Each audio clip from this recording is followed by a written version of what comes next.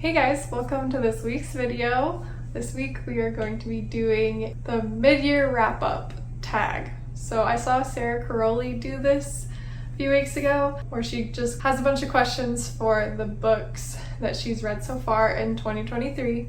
So far I've read 30 books this year. My goal is 50, so I think I should be able to meet my goal, which is exciting. I'm just gonna go through the questions that she has. So the first one is the best book that you've read in 2023.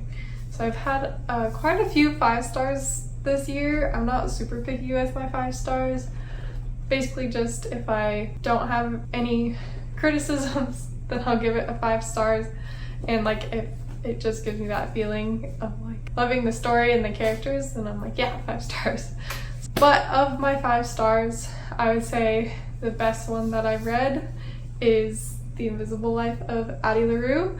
I read this in a reading vlog that I posted a few weeks ago, so if you guys want to see more in-depth thoughts about it, you can go watch that video.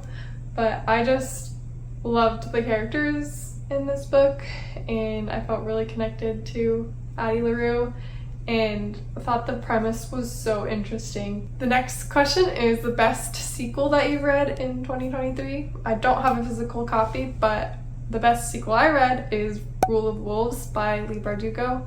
This is the second book in the King of Scars duology.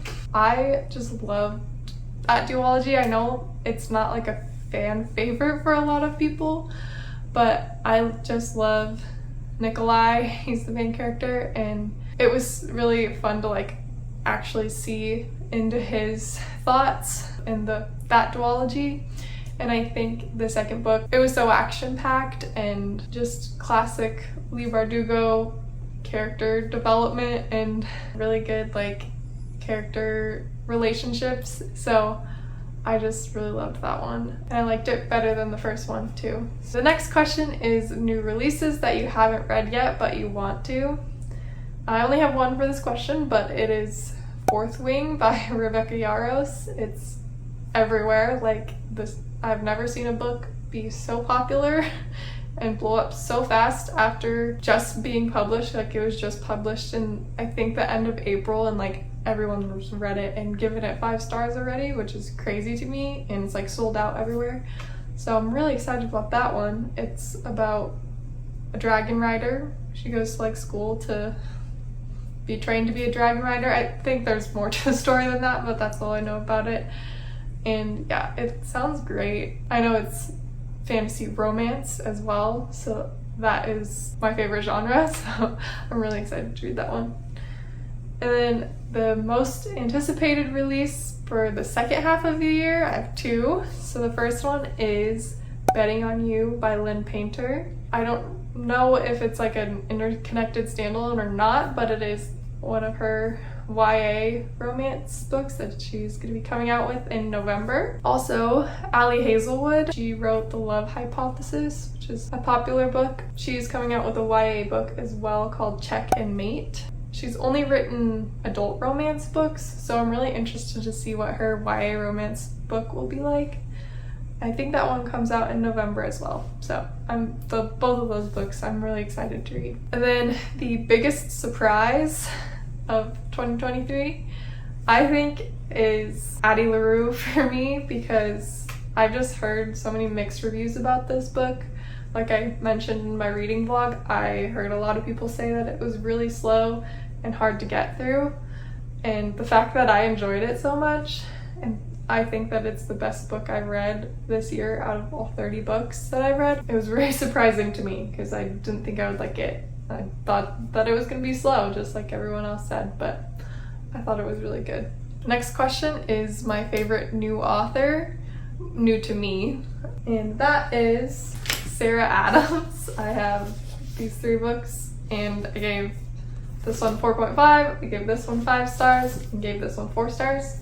I just love her books. They're so cute and fun and wholesome and they just make me so happy when I read them. So I'm really excited to keep reading the books that she has planned. I know she has one planned for this series, like interconnected standalone with some characters from this book. She also has some more books planned for the Rome, Kentucky interconnected standalone series, so I'm really looking forward to those, and I'm really glad that I found her because she's my favorite romance author. The next question is a book that made you cry. I don't really cry at books, but I did tear up when I read Kingdom of Ash, which is the last book in the Throne of Glass series by Sarah J. Maas.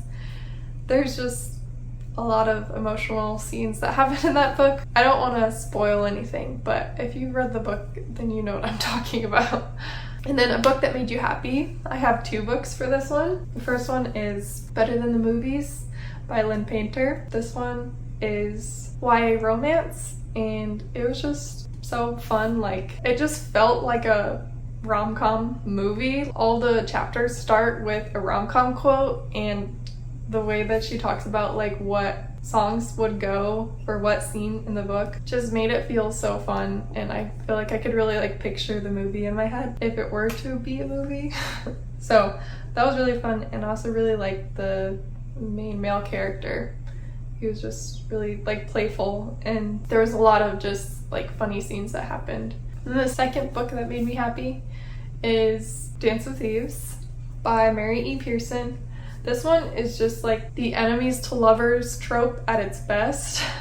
I think she did a really good job with this premise, and I just had a really fun time going through this story, and I love the characters. I think this author does a really good job of explaining characters' motivations so that they don't seem like a bad person because they have like conflicting motivations with the other character, but neither of them are like evil in any way. I just really enjoyed that. I think this author did a really good job. The next one is the most beautiful book that you have bought or received this year. So I have one that I've bought and one that I've received.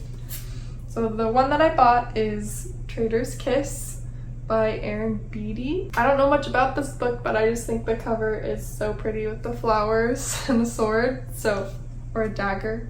And then one that I've received, my roommates got me the special edition, collector's edition of A Court of Thorns and Roses for my birthday. And it's so pretty.